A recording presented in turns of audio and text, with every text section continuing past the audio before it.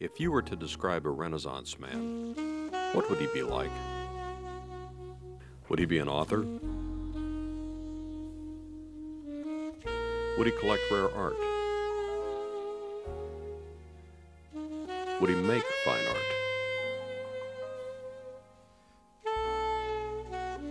Would he be an accomplished musician? Would he be an award-winning chef? Or would he be all of these things? Let me introduce you to award-winning jazz chef Alan Lake in his den of creativity in Delray Beach, Florida. Who are you, Alan? I'm a citizen of the world, that's what I am. I have artwork from all over the world here, and I cook food from all over the world here. I'm either a chef that plays or a player that cooks. Everything sets the mood for me. It's all inspiration. The music is the same as the food, is the same as the art. My life is art. You know, I've been an artist my entire life. The focus when I'm creating art is the art and the product and the quality and the high quality and the high standards, because I am definitely my own worst critic. I've been a musician my entire life. Little boy, Beatles killed me.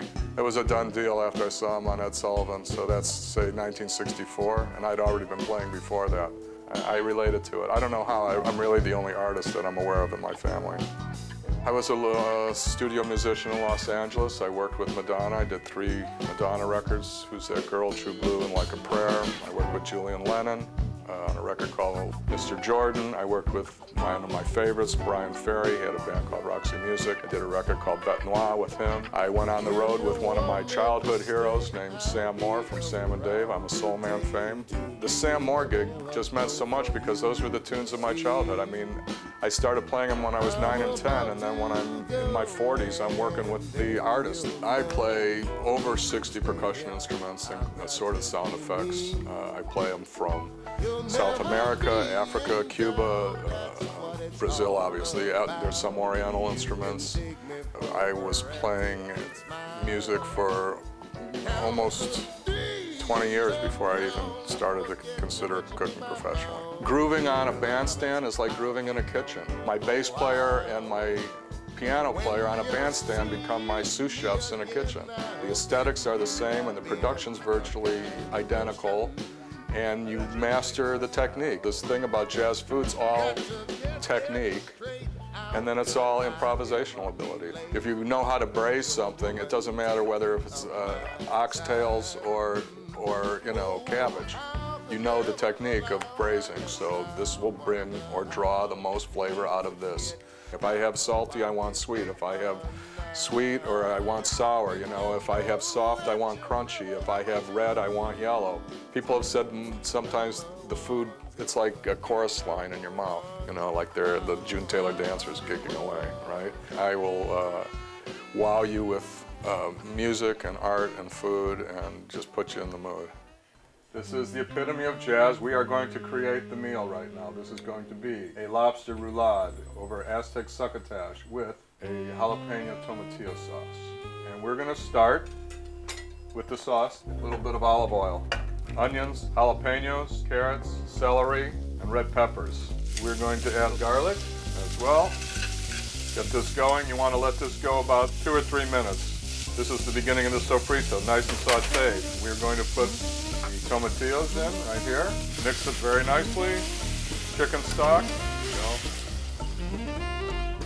Okay, we're going to put a little bit of cilantro in there as well. We're going to let it wilt, and we're going to put it over on the side and go to the next step, which will be the succotash. Nice sweet butter, no salt, corn. Nice little toss in the butter, red pepper for color and taste, red onion as well, a little salt, fresh pepper. Oh, about 2-3 minutes. What's making it Aztec, I have a little bit of hearts of palm as well as cactus leaves. Vermouth, let that reduce a little bit. So we've got this going right here, which is the tomatillo sauce, as you can see. And we're going to wait until these get soften up a little bit, and then we're just going to puree this. And we can really start to assemble and finish with the sauce. Red apple and walnut. This is going to go in our succotash. You know, the sweet corn is nice with the red apple. The nopalito has a little bit of sour. Your taste buds are everywhere on your tongue. You've got the salt in the back and the sweet in the front and your bitter here, and it's like having a chorus line in your mouth. Some roasted garlic, brown sugar, mash that, and that's going to help bind the roulade. A little sweet with a little bit of pungent. Hit it with the lobster. Blue cheese. This is a roasted poblano pepper, and I seeded it.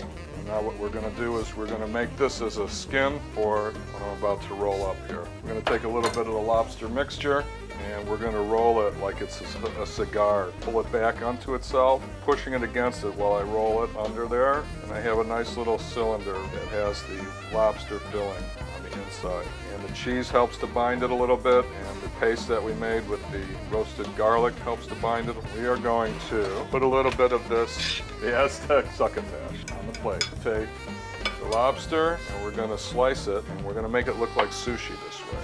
I'm going to use an immersion blender and finish up this sauce. Okay, so the sauce has broken down a little bit.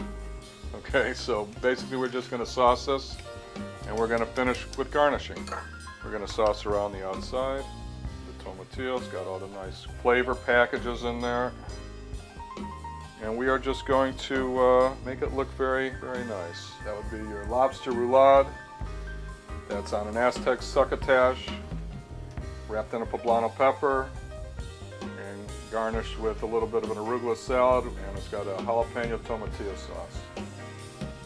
And that, my friends, would be hot jazz food.